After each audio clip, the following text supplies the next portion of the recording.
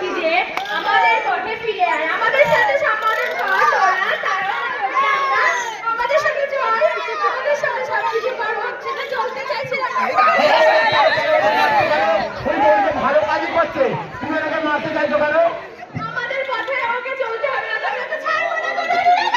কেন কেন কেন ন্যায়ের উপরে চললে তো ভালো হবে, তাদের মানুষ ভালো বলবে, সবাই ভালো বলবে।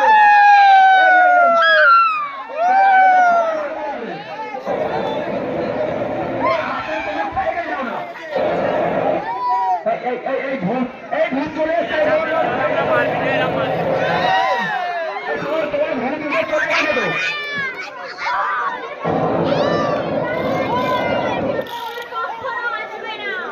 তাহলে আসবে না অবশ্যই।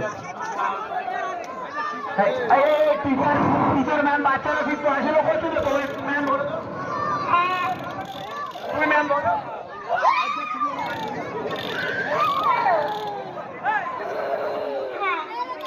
ঠিক আছে, বাচ্চারা তোমাদের কি লেখাপড়া ঠিকঠাক করছে তো তোমাদের ম্যাম? এখনকার ম্যামরা সত্যি লেখাপড়া ভালো করছে না, স্কুলে এসে হোমওয়ার্ক করে, তোমরা ভালো লেখাপড়া করছে, তার নাকি কিছু বলো।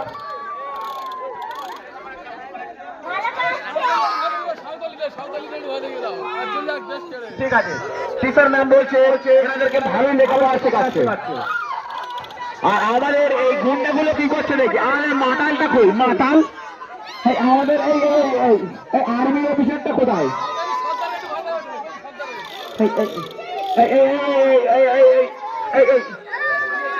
আর্মি অফিসারটা এদিকে এসো।